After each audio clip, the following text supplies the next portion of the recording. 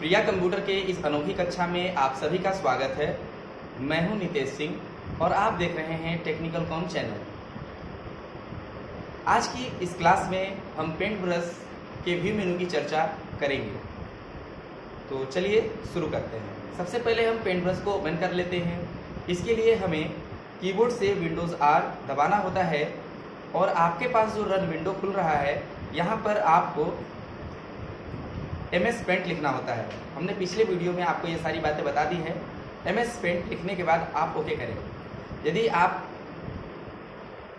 पिछले वाले वीडियोस नहीं देखे हैं तो सबसे पहले आप पीछे जा कर के होम मेनू का वीडियो, उससे पहले आप फाइल मेनू का वीडियो, उससे पहले आप इसका जो इंट्रोडक्शन टू पेंट का वीडियो बना हुआ है उसको आप ज़रूर देख लें, क्योंकि वीडियो की सीरीज़ आपको दी जा रही है। अभी तक हमने 3 वीडियो आपको दे रखे हैं जिसमें हमने आपको पेंट ब्रश का परिचय, दूसरे वीडियो में हमने आपको फाइल मेनू का पूरा जानकारी और तीसरे वीडियो में हमने आपको होम मेनू की पूरी जानकारी दे दी है। आज हम आपको व्यू मेनू की ओर लेकर चलते हैं। व्यू मेनू का नाम व्यू मेनू इसलिए रखा गया है क्योंकि यहाँ पर हम उन्हीं ऑप्शनों को देखेंगे जो व्यू से रिलेटेड हैं, यानी जो देखने या दिखाने से रिलेटेड है।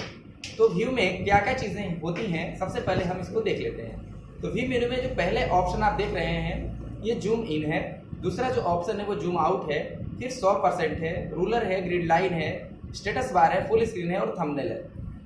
आज की वीडियो में बस हम आपको इन्हीं टॉपिक के बारे में चर्चा करेंगे क्योंकि व्यू मेनू में सिर्फ इतना ही ऑप्शन दिया गया है। बाकी जितने भी ऑप्शन हैं वो हम लोगों ने पिछले वीडियो में आपको बता रखी है। तो चलिए शुरू करते हैं। सबसे पहले यहाँ बात आती है कि जूम इन क्या है और जूम आउट क्या है और 100% क्या है। इसके लिए मैं आपको एक कॉन्सेप्ट बता रहा हूँ जिस पर आप बहुत ध्यान से समझेंगे, क्योंकि यहाँ पर अगर आप कॉन्सेप्ट समझते हैं तो आपको अन्य किसी भी सॉफ्टवेयर में कोई प्रॉब्लम नहीं होने वाली है, खासकर जूम से रिलेटेड। तो जूम क्या होता है और इसका उपयोग हम क्यों करते हैं। कभी कभी होता क्या है कि कोई चीज़ें बहुत छोटी होती हैं, जैसे कि अगर कोई चीज़ें अगर हमने लिखा है बहुत छोटे आकार में लिख दिया है, जैसे हमने टेक्स्ट टूल के प्रयोग करके यहाँ पर हमने कुछ लिखा, जैसे हमने लिख दिया वेलकम, और इस चीज़ को हम बहुत छोटा साइज में कर लेते हैं, जैसे कि हमने बहुत छोटा कर लिया। और अगर आप छोटा करना चाहें तो आप इसको मिटा करके आप कीबोर्ड के जरिए भी अगर आपने लिख दिया, ऐसे 4 लिख दिया या मतलब जो भी आप डिजिट लिखिए आपने ऐसे लिख दिया। अब आप देखेंगे कि ये बहुत छोटी स्क्रीन है जो हमें दिखाई नहीं दे रही है, क्योंकि ये एक्चुअली बहुत छोटी है भी। तो ये जो हमारी जो स्क्रीन है अभी फिलहाल में नॉर्मल साइज में है, ये हम कैसे कह सकते हैं, क्योंकि देखिए यहाँ पर जो हमारा जूमिंग परसेंटेज दे रहा है वो 100% दे रहा है। 100% नॉर्मल साइज होता है, यानी यह ना तो बड़ा स्क्रीन होता है और ना ही छोटा स्क्रीन होता है, यानी ये नॉर्मल स्क्रीन होती है। फिर भी अगर हम ये देखना चाहें कि ये क्या लिखा हुआ है, थोड़ा जूम करके देखना चाहें, तो अब हम इसका साइज नहीं जूम कर रहे हैं बल्कि हम पूरा एरिया को ही जूम कर रहे हैं ताकि ये बड़ा होकर हमें दिखाई दे। आप इमेज में भी कभी कभी आप ऐसे उंगली से टच स्क्रीन वगैरह में आप ऐसे जब स्प्रेड करते हैं तो वो एरिया बड़ा होकर दिखाई देता है, जिसको आप जूम इन कहते हैं। तो यहाँ पर अगर हम जूम इन करेंगे तो आप देखेंगे कि ये जो पेज वाला एरिया है ये बड़ा हो रहा है, क्योंकि इसके पिक्सल बहुत ही कमजोर है इसलिए ये फट जा रहा है। यानी आपने ये देखा कि अगर हमारी कोई स्क्रीन छोटी है या अगर उसके पिक्सल कम है तो वो जो स्क्रीन बड़ी की जाएगी तो वो फट जाएगा। आपने पिक्सल को अच्छे से समझा होगा, क्योंकि कोई भी चीज़ पिक्सल से ही मिलकर बनती है। तो जूम इन का सीधा सीधा मतलब ये हुआ। अभी मैं इसको सेलेक्ट करके हटा दे रहा हूँ। हम दूसरा शेप ले लेते हैं। जैसे मान लीजिए आपने एक सर्कल बनाया और इसमें आपने कोई कलर भर दिया, ठीक है। और अगर आप अब चाहते हैं कि इसको हम जूम करके देखें तो जूम इन जैसे ही आप करेंगे तो आप देखेंगे कि वो गोला बड़ा हो रहा है। लेकिन एक बात ध्यान दीजिएगा कि अगर किसी चीज़ को बहुत बड़ा जूम किया जाएगा, बहुत बड़े साइज में अगर आप उसको कन्वर्ट करेंगे तो उसके पिक्सल्स दिखाई देंगे। जैसे आप देख पा रहे होंगे कि इसके जो डॉट्स वाले पिक्सल है बिल्कुल दिखाई दे रहे हैं, ठीक है। तो ये जो चीज़ें हैं पिक्सल की, अगर आप इसको और जूम करना चाहते हैं तो आप जूम इन पर बस क्लिक करते जाइए, ये बड़ा होता जाएगा।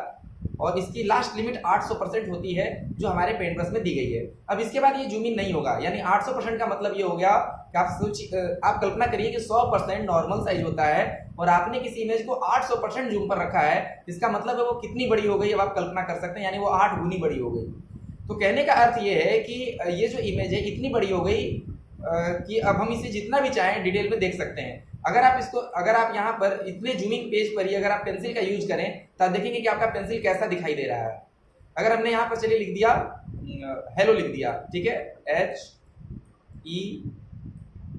HELLO, तो आपने एक चीज यहाँ देखा होगा कि ये बिल्कुल जैसे लग रहा है पूरा फटा हुआ है, लेकिन अगर आप इसको नॉर्मल साइज में करेंगे तो आपको ऐसा दिखेगा ही नहीं, क्योंकि ये बहुत ही छोटा हो जाएगा। इसको हम जूम आउट करके आपको दिखा देते हैं। देखिए ये बिल्कुल, अब आप ये नहीं कह सकते कि सर ये जो हेलो लिखा हुआ है ये बहुत ही फटा हुआ है, यानी पिक्सल इसके आपको दिखाई नहीं दे रहे हैं। यानी हमने पहले भी बता रखा है कि कुछ पिक्सलों को मिला करके जो इमेज होती है बनाई जाती है। जैसे अगर आप पिक्सल को और क्लियर करके समझना चाहते हैं तो हम आपको और क्लियर करके समझा दे रहे हैं। जैसे अगर मान लीजिए कि पिक्सल क्या होता है, पेंसिल के जरिए जब आप क्लिक करते हैं तो एक पिक्सल आ जाता है, यानी एक डॉट आ जाता है। अगर इन डॉट्स को ऐसे दे दिया जाए कुछ दूर दूर तक, जैसे यहाँ पर मान लीजिए एक डॉट हमने दिया, फिर यहाँ डॉट दिया, फिर यहाँ डॉट दिया, मतलब हमने ढेर सारे डॉट्स को आपस में क्या किया, मिलाया, तो आप देखेंगे कि इन सारे डॉट्स को मिलने से ही एक हमारी इमेज क्या हो रही है, बनकर तैयार हो रही है। तो जितने डॉट यहाँ पर आप ये दे रहे हैं उतने पिक्सल इस इमेज में क्या हो रहे हैं, बढ़ रहे हैं। हर पिक्सल की एक साइज होती है। जैसे मान लेते हैं कि एक पिक्सल 1 बिट का अगर होता होगा और अगर आपने इस इमेज को बनाने में 40 पिक्सल यूज किए तो ये जो एरिया है वो 40 पिक्सल का हो गया, यानी 40 बिट का हो गया। इस प्रकार से आप ये समझ सकते हैं कि कोई भी जो इमेज है या स्क्रीन है वो सब पिक्सल से बने होते हैं। तो जूम करने का सीधा अर्थ है कि हम उसका जो पिक्सल है वो बड़ा करके देख रहे हैं, यानी पेज का जो एरिया एक्चुअली में बड़ा नहीं हो रहा है लेकिन वो पिक्सल में बड़ा हो रहा है, ठीक है ना। तो अगर आप कोई इमेज बहुत बड़ा करेंगे तो वो फट जाएगा। फटने का अर्थ सीधा सीधा है कि उसके पिक्सल दिखाई देने लगेंगे। अगर आप चेहरे की स्क्रीन को भी बहुत बड़ा करेंगे तो डॉट उसमें दिखने लगेंगे, क्योंकि वो बहुत ज्यादा जूम हो जाता है ना। तो आप समझ चुके हैं कि पिक्सल क्या होता है। पिक्सल एक डॉट होता है जिससे मिलकर कोई भी इमेज, कोई भी वीडियो या कोई भी स्क्रीन बनी होती है। आपने कभी कभी मोबाइलों में देखा होगा कि अगर मोबाइल 2 स्क्रीन साइज के होते हैं, जैसे एक मोबाइल फोन का स्क्रीन इतना बड़ा है और एक मोबाइल फोन का स्क्रीन इतना बड़ा है। अब आप देखेंगे, मान लीजिए कि ये कीपैड वाला मोबाइल है या कोई और मोबाइल है जिसकी स्क्रीन थोड़ी सी छोटी है, तो ये मान लेते हैं कि हमारा एक पहला मोबाइल है और ये हमारा जो है दूसरा मोबाइल है। तो आप ये देख रहे होंगे कि ये वाला जो हमारा मोबाइल फोन है इसका जो LCD है वो बहुत ही चौड़ा दिखाई दे रहा है, यानी इसमें कोई भी इमेज जो होगी पूरी चौड़ी इमेज वाली भी दिखाई दे देगी। लेकिन अगर हम आपसे पूछें कि अगर मान लीजिए इसका जो रेजुलेशन है वो 800 गुणे, इसे मैं यहाँ लिख दे रहा हूँ, 800 इंटू 600 में सपोर्ट कर रहा है, या हम ज्यादा ले लेते हैं, थोड़ा सा मैं इसका साइज बढ़ा दूं ताकि दिखाई दे आपको, ठीक है। तो हम इसका थोड़ा पिक्सल साइज बढ़ा लेते हैं ताकि आपको एकदम क्लियर हो जाए। मान लीजिए कि ये जो पिक्सल साइज है 1024 गुणे 1980 है, ठीक है। यानी इसका अर्थ क्या है आप समझ रहे हैं। इसका अर्थ ये है कि 1024 है वो इसकी चौड़ाई है और 1980 इसकी मतलब लंबाई है। तो इस प्रकार से आप क्या कर सकते हैं कि कोई भी पिक्सल इंडिकेट करा सकते हैं। लेकिन अगर मैं आपसे कहूं कि ये जो रेजुलेशन है वो इस इमेज पर दिखाई दे रहा है या इस स्क्रीन पर दिखाई दे रहा है, लेकिन कोई जरूरी नहीं है कि ये वाला रेजुलेशन इस स्क्रीन पर भी दिखाई दे, क्योंकि इस स्क्रीन का जो साइज है वो छोटा है। तो आप कहेंगे कि सर इसमें जो रेजुलेशन है 1980 नहीं दिख पाएगा क्योंकि इसकी स्क्रीन साइज क्या है, वो जो दूसरा वाला आपका मोबाइल फोन है उससे छोटा है। तो अब सीधी सी बात है कि यहाँ पर जो रेजुलेशन सपोर्ट होगा वो 1024/1980 सपोर्ट नहीं करेगा। तो हमें क्या करना पड़ेगा, इसका रेजुलेशन हमें घटाना पड़ेगा। हो सकता है कि इससे भी हमें कम रेजुलेशन करना पड़े। तो ऐसा होता है कि कभी कभी कोई वीडियो किसी दूसरे स्क्रीन पर सपोर्ट नहीं करता, इसका सीधा सीधा अर्थ है उसका रेजुलेशन सपोर्ट नहीं करता। अभी मैंने आपको बताया था ना कि रेजुलेशन मतलब डॉट होते हैं। अगर हम इस एरिया को बड़ा करके देखें तो इसमें भी अगर हम पेंसिल से ऐसे डॉट खींचें तो आप देखें कि ये सब पिक्सल बन रहे हैं, सब पिक्सल बन रहे हैं। अभी आपने इस एरिया को देखा था कि यहाँ पर हमने आपको पिक्सल जोड़कर दिखाया था। अगर इसको भी हम जूम करें, बहुत सारा देखिए हमने जूम कर दिया, थोड़ा सा आपको स्क्रॉल बार से खिसकाना पड़ेगा, तो आप देखेंगे कि ये जो हमारे डॉट्स हैं ये सब हमारे क्या है, पिक्सल है। तो सीधी सी बात है कि यहाँ पर हमारे कम पिक्सल आएंगे यहाँ से यहाँ तक। लेकिन अगर हम इस स्क्रीन की बात करें तो आप देखेंगे कि बहुत सारे पिक्सल यहाँ पर क्या हो सकते हैं, ऐड हो सकते हैं। इसीलिए आपने देखा होगा कि जो टीवियां चौड़ी वाली होती हैं उसमें हैवी रेजुलेशन सपोर्ट करता है, छोटे वीडियो उसमें सपोर्ट भी नहीं करते हैं। लेकिन ऐसा हो सकता है कि बड़े स्क्रीन में छोटी स्क्रीन वाली चीजें चल जाएं, लेकिन छोटी स्क्रीन में बड़े स्क्रीन वाली चीजें नहीं चलेंगी क्योंकि उसका वो रेजुलेशन सपोर्ट नहीं करेगा। आप टीवी भी देखते होंगे तो आप देखेंगे कि ऊपर से स्क्रीन कट जाती है। रीजन ये है क्योंकि जो हमारी टीवी है वो स्क्वायर में होती है। अगर आपकी टीवी चौड़ाई में रहती हो यानी लैंडस्केप में रहती हो तो आप देखेंगे कि उसमें जो हमारी जो स्क्रीन आ रही है वो बिल्कुल फिट आ रही है। अभी आप जिस वीडियो को देख रहे हैं उसमें भी आप देखेंगे तो लेफ्ट और राइट से कुछ एरिया कट जा रहा है। ऐसा इसलिए क्योंकि आपके मोबाइल का रेजुलेशन और दूसरे के मोबाइल के रेजुलेशन का जो मतलब सेटिंग है वो अलग अलग है, क्योंकि स्क्रीन साइज भी तो छोटी बड़ी होती है, हमारे मोबाइल के स्क्रीन की साइज भी तो छोटी बड़ी होती है। हो सकता है इसमें कुछ लोगों का जो स्क्रीन है वो पूरे मोबाइल में फिट होकर दिख रहा हो, लेकिन किसी का मोबाइल अगर ज्यादा चौड़ा होगा तो उसमें साइड से आपको दिखाई देगा कि वो एरिया कट रहा है। लेकिन यदि हम थोड़ा इस रेजुलेशन को और चौड़ाई में बनाएंगे तो वो पूरा फिट होकर दिखाई देगा। लेकिन हम लोग को वीडियो बनाने में इसका ध्यान रखना पड़ता है कि हर मोबाइल में आपका ये वीडियो सपोर्ट करे। तो सीधी सी बात है कि आपको रेजुलेशन से बात समझ में आ गई होगी कि रेजुलेशन क्या है। एक डॉट है जिससे मिलकर सारे इमेज या पिक्सल बने होते हैं। तो जूम इन क्या होता है, जूम आउट क्या होता है, आप समझ रहे होंगे कि अगर हम किसी इमेज को जूम इन करते हैं तो वो जूम होकर दिखाई देगा, यानी उसके रेजुलेशन फैलेंगे, मतलब वो स्प्रेड होगा, और जूम आउट करेंगे तो अपने नॉर्मल साइज से क्या होगा, छोटा होगा। यानी आप एक स्क्रीन को देख लें, यहाँ पर हमने एक इमेज बना रखा है और इस इमेज में हम कोई कलर भर दे रहे हैं, ठीक है। अब अगर हम आपसे कहें कि अभी आपका जो स्क्रीन है वो कितने बड़े % जूम पर है, तो आप देख कर बता सकते हैं कि हमारा 100% जूम पर है, ये आपके स्टेटस बार में दिखाई देता है। लेकिन अगर हम इसको जूम इन करें तो आप देखेंगे कि ये बड़ा हो रहा है, देख रहे हैं ना आप, ये बड़ा हो रहा है। क्या एक्चुअल में ये प्रिंट में भी बड़ा आएगा? तो नहीं, क्योंकि हम सिर्फ देखने के लिए इसको जूम कर रहे हैं। आप लेंस लगा करके कभी कभी किसी चीज को जूम करके देखते हैं, मैग्नीफाइंग लगा करके हम किसी चीज को बड़ा करके देख लेते हैं, या डॉक्टर हमारे ब्लड सेल्स में जो जीवाणु विषाणु होते हैं उसको भी आप देखेंगे कि माइक्रोस्कोप को लगा करके उसको जूम करके देख लेते हैं। एक्चुअल में क्या वो बैक्टीरिया बड़ा हो जाता है? नहीं, उसको हम जूम करके देखते हैं। बैक्टीरिया का साइज तो वही है जो पहले था, जूम इन करके हम उसको देखते हैं, ठीक है। तो वो जो माइक्रोस्कोप होता है वो काफी जूम कर सकता है, लेकिन यहाँ हम सॉफ्टवेयर पढ़ रहे हैं इसलिए आप ध्यान दें कि जो हमारा सॉफ्टवेयर है उसमें एक लिमिटेड साइज होता है, कितना हम उसको जूम कर सकते हैं। जूम आउट से इस स्क्रीन को हम छोटा कर सकते हैं। कोई इमेज बहुत बड़ा दिख रहा है तो जूम आउट करके हम उसको क्या कर सकते हैं, देख सकते हैं। लेकिन जो 100% होता है, जैसे अगर मान लीजिए कि आपने बहुत छोटी स्क्रीन कर ली, अब आप चाहते हैं कि हमारी स्क्रीन नॉर्मल साइज में आ जाए, तो अभी आपने पढ़ा था कि नॉर्मल साइज 100% को कहते हैं। जैसे ही आप 100% पर क्लिक करेंगे ये स्क्रीन अपने नॉर्मल साइज में आ जाएगी। अगर आपसे कहा जाए कि कोई भी इमेज 100% जूम पर है तो इसका क्या अर्थ है, तो आप बताएंगे कि ये अपने नॉर्मल साइज में है, ये ना तो बड़ी है और ना ये छोटी है। कारण ये है कि कोई भी इमेज का जो नॉर्मल साइज होता है वो 100% ही होता है, ठीक है। तो आप समझ चुके होंगे कि जूम इन क्या करता है, जूम आउट क्या करता है, 100% क्या है। अब हम बात करेंगे रूलर की। अब रूलर क्या होता है, देखिए आमतौर पर हम अपने मतलब मैनुअली अगर हम जो पढ़ाई लिखाई करते हैं, या हमारे पास जो एक पटरी होती है जिसको आप स्केल कहते हैं, उसमें इंच और सेंटीमीटर के पैमाने बने होते हैं, क्योंकि हम पढ़ाई करते समय हमें इंच या सेंटीमीटर ही मापना होता है। जैसे हम जो गणित पढ़ते हैं उसमें लिखा होता है इसकी लंबाई 6 सेंटीमीटर है, इसकी ऊंचाई जो है 3 सेंटीमीटर है, तो उसको माप सकते हैं। उसमें 3 सेंटीमीटर बना रहता है, इंच बना रहता है। तो कुछ लोग बोलचाल में उसको इंच या इंच भी कह देते हैं, लेकिन एक्चुअल में वो स्केल है जिससे हम मापते हैं। स्केल में पैमाने बने होते हैं। आप अमीनों को देखेंगे जो जमीन मापते हैं, उनके पास भी एक स्केल होता है, उसमें भी पैमाने होते हैं। जो कड़ी माप सकता है, कड़ी माप सकता है, उससे वो बीघा कन्वर्ट कर लेते हैं। कहने का मतलब है कि दूरी, लंबाई, चौड़ाई सब कन्वर्ट कर लेते हैं। यानी हमारे पास एक पैमाना होता है जिससे हम मापने का कार्य करते हैं। तो सीधी सी बात है कि कंप्यूटर में भाई हम पैमाना कहां से लाएंगे जिससे हम माप सकते हैं। अगर मैं आपसे पूछूं कि ये कितने इंच के बाद ये हमारा जो एरिया स्टार्ट हो रहा है, तो आप कहेंगे सर इसके लिए तो हमें स्केल चाहिए। हम बाहरी स्केल तो कंप्यूटर में यूज नहीं कर सकते ना। तो कंप्यूटर का जो स्केल होता है उसे हम क्या कहते हैं, रूलर कहते हैं। रूलर, तो रूलर क्या है, एक स्केल है जो बाहर से हम यूज करते हैं। वही स्केल कंप्यूटर में अगर हम यूज कर रहे हैं तो उसको हम रूलर कहते हैं, ठीक है। तो रूलर का क्या मतलब है, आप देखिए यहाँ पर नोटिफिकेशन में शो किया जा रहा है, पढ़िए।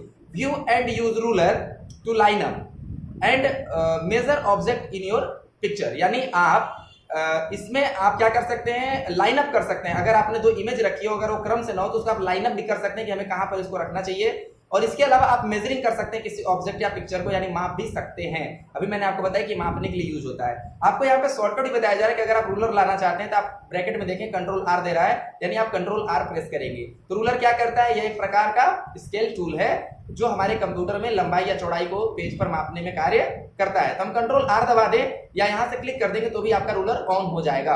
आप देखेंगे कि जब हम कर्सर स्क्रीन पर मूव कर रहे हैं तो एक रेड लाइन रूलर पर दिखाई दे रही है। तो रेड लाइन दिखने का अर्थ सीधा सीधा ये है कि आप उसी पॉइंट से लिखना या पढ़ना अब स्टार्ट करेंगे। जैसे अगर मैं आपसे कहूं कि 2 सेंटीमीटर और 2 सेंटीमीटर दोनों तरफ से आपको छोड़ना है और लिखना है, तो आप देखिए हमने जो ऊपर वाला रूलर है जिसको हम हॉरिजॉन्टल रूलर बार कहते हैं, और जो आप साइड में देख रहे हैं उसको हम कहते हैं वर्टिकल रूलर बार। आप देखेंगे कि वो थोड़ा सा ऊपर है, मैं उसको सेट कर ले रहा हूं। देखिए सब 2 2 पे सेट हो गया है। अब यहां से हम जो भी चीजें खींचेंगे वो उतना पर ही हमारा क्या होगा, आएगा।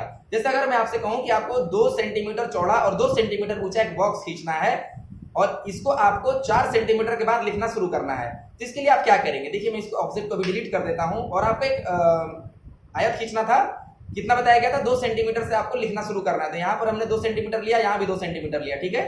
आप रूलर पर ध्यान दें, दोनों जगह रेड लाइनें आ गई हैं। अब इसको हम क्लिक करके तब तक खींचेंगे जब तक हमारा 2-2 इंच करना था ना, तो 2 में 2 जोड़ेंगे तो कितना आ जाएगा, 4, ठीक है। तो यहाँ पर हम आ गए और यहाँ पर इसका भी 4 आ जाएंगे। देखिए ये बिल्कुल हमारा जो साइज आप देख रहे हैं मैं छोड़ दिया हूँ। अब आप बिल्कुल कर सकते हैं सर ये 2 इंच चौड़ा है, 2 इंच ऊंचा है। अच्छा बताइए आप ऐसा क्यों कर पा रहे हैं, ऐसा इसलिए कर पा रहे हैं क्योंकि आपके पास रूलर है। तभी आपको बताया गया ना कि रूलर क्या करता है, मेजरमेंट का भी कार्य करता है और लाइन अप करने का भी कार्य करता है कि आप इमेज को और कहां पर रखें या खींचे, ठीक है।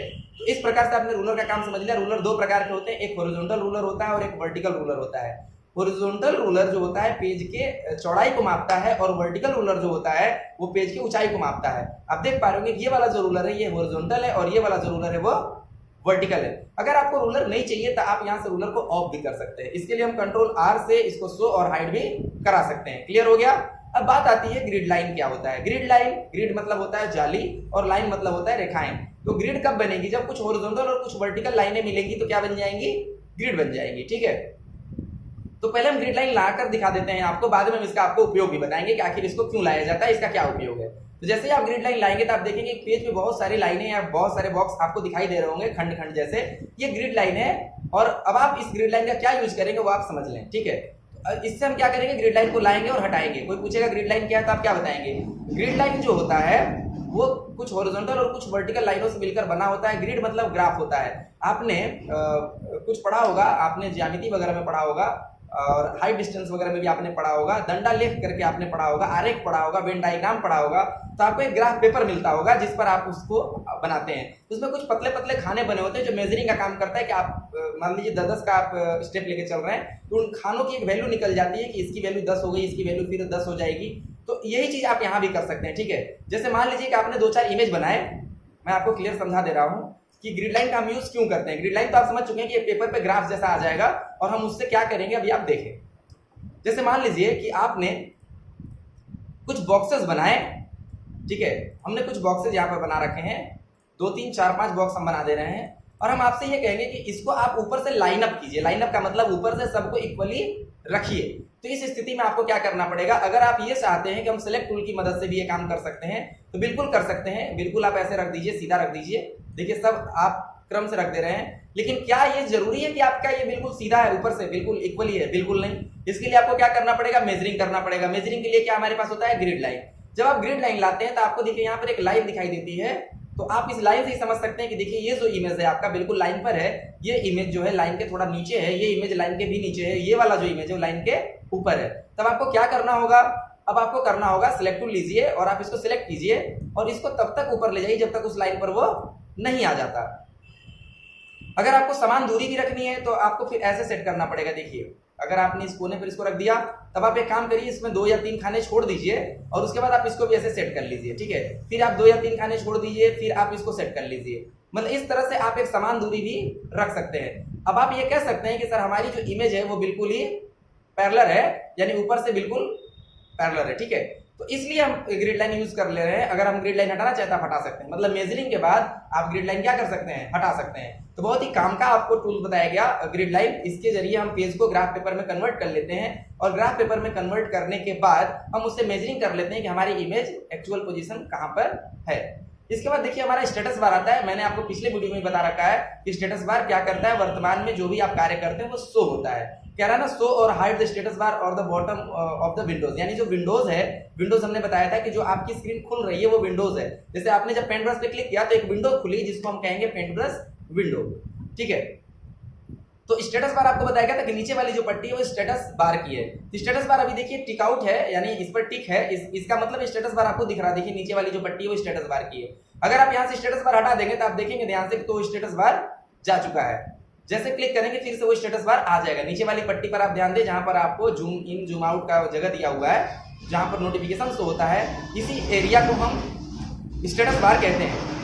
अगर आप स्टेटस बार पे क्लिक करते हैं तो स्टेटस बार यहां से हट जाता है और फिर क्लिक करते हैं तो स्टेटस बार आ जाता है। यानी इट्स ऑप्शन यूज शो और हाइड द स्टेटस बार, यानी इसके प्रयोग से आप स्टेटस बार को हाइड और शो करा सकते हैं। ठीक है, अब इसके बाद आपका है फुल स्क्रीन। फुल स्क्रीन क्या होता है, आपने जो इमेज बनाई है वो पूरे स्क्रीन पर जूम होकर दिखाई देगा, जैसा कि आप देख रहे होंगे। तो जो ये पूरे स्क्रीन पर क्यों दिखाई दे रहा है, मैं इस सॉफ्टवेयर को बंद कर दे रहा हूँ। यहाँ पर आप देखिए ये पूरे स्क्रीन पर दिखाई दे रहा है।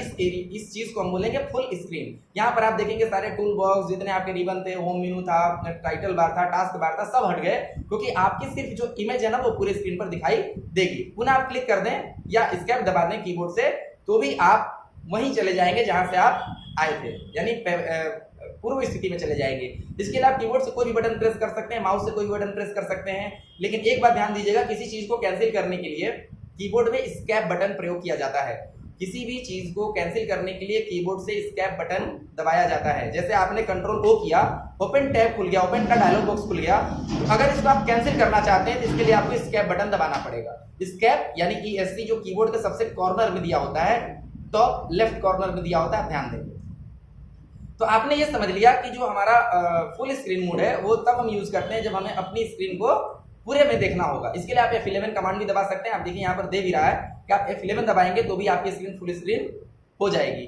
हो सकता है कि पेंट ब्रश के दूसरे वर्जन में आपका कमांड चेंज हो जाए, इसकी कोई गारंटी नहीं है, क्योंकि वर्जन चेंज होंगे तो हो सकते हैं कुछ कमांड चेंज हो जाए, लेकिन कुछ मेन कमांड होते हैं जो चेंज नहीं होते, जैसे न्यू के कमांड, ओपन के कमांड, प्रिंट के कमांड, ये चेंज नहीं होते हैं। तो बेसिकली इन कमांडों पर हमें ध्यान देना चाहिए कि कुछ कमांड पर्टिकुलर किसी सॉफ्टवेयर के लिए बनाए गए हैं। जैसे फुल स्क्रीन, कोई जरूरी नहीं कि हम हर जगह फुल स्क्रीन करेंगे। अब MS वर्ड में फुल स्क्रीन क्या करिएगा आप कर करके, है ना बात। एक्सेल में फुल स्क्रीन क्यों करिएगा आप, लेकिन आप वीडियो देख रहे हैं तो फुल स्क्रीन करिएगा। VLC मीडिया प्लेयर में आप कोई वीडियो देख रहे हैं तो आपको फुल स्क्रीन करना पड़ेगा। आप YouTube देख रहे हैं तो वहां पर भी फुल स्क्रीन आप करते हैं, ठीक है। तो फुल स्क्रीन जहां जरूरी है वहां फुल स्क्रीन मिलेगा, लेकिन जरूरी नहीं कि फुल स्क्रीन हर जगह F11 से ही होगा। तो ये याद रखिएगा एग्जाम के दृष्टिकोण से भी कि कुछ कमांड ऐसे होते हैं जो सॉफ्टवेयर के पर्टिकुलर पूछे जाएंगे। जैसे ये कहा जाएगा कि पेंट ब्रश में फुल स्क्रीन करने के लिए हम कौन सा कमांड दबाते हैं, तो अब आप F11 टिक कीजिए। नहीं तो फुल स्क्रीन के बहुत सारे कमांड हो सकते हैं, तो ऐसे क्वेश्चन एग्जाम में नहीं आते हैं। रीजन ये है कि जो मोस्ट कमांड है, जैसे प्रिंट का ऑप्शन आपसे पूछा जा सकता है कि प्रिंट का शॉर्टकट बताइए, तो प्रिंट का शॉर्टकट कंफर्म हर जगह कंट्रोल P ही होता है। एक दो सॉफ्टवेयर ऐसे एक्सेप्शनल होते हैं जहां पर कंट्रोल P काम नहीं करता, लेकिन कंट्रोल P से ही प्रिंट निकाला जाता है। ये मतलब रजिस्टर्ड कमांड है मान के चलिए, क्योंकि हर सॉफ्टवेयर जब भी बनाया जाता है तो वहां पर प्रिंट के लिए कंट्रोल P कमांड ही सेट किया जाता है, ठीक है। तो हमें उन कमांड्स को भी कैटेगराइज करके पढ़ना चाहिए। मैं कभी आपको बताऊंगा कि कमांड कैसे बनाए गए हैं कंप्यूटर के, एक वीडियो में कभी हम आपको वो भी बताएंगे कि कंप्यूटर के कमांड कैसे हम जल्दी से याद कर लें, क्योंकि इतने कमांड हम आखिर कैसे याद करेंगे, कंप्यूटर में बहुत सारे सॉफ्टवेयर होते हैं, कैसे याद करेंगे। हम आपको कुछ ट्रिक्स बताएंगे, कुछ तरीके बताएंगे जिससे आपको 80% 90% कमांड तो कंफर्म याद हो जाएंगे। ये किसी अन्य वीडियो में हम इसकी और चर्चा कर लेंगे। अभी फिलहाल में हम ये समझते हैं कि फुल स्क्रीन जो है ये पूरे स्क्रीन में हमारा जो पेज एरिया है यानी जो बिटमैप एरिया है उसको जूम करके दिखा देता है। हम किसी भी बटन को क्लिक करके हम पूरा उस स्थिति में आ सकते हैं जहां पर हम थे। इसके बाद आप देखेंगे कि थंबनेल दिखाई दे रहा है। अब थंबनेल क्या होता है, तो ये कह रहा है शो और hide the thumbnail Windows. Thumbnail Windows आप ला सकते हैं और हटा सकते हैं, लेकिन ये ऑप्शन ऑफ क्यों है, बहुत इंपॉर्टेंट बात है। देखिए ये ऑप्शन ऑफ है। थंबनेल तो हम कर सकते हैं, स्क्रीन आएगी और चली जाएगी, थंबनेल स्क्रीन आएगी और चली जाएगी, लेकिन थंबनेल अभी यहाँ पर ऑफ क्यों दिख रहा है, ये बहुत इंपॉर्टेंट बात है, आप समझिए।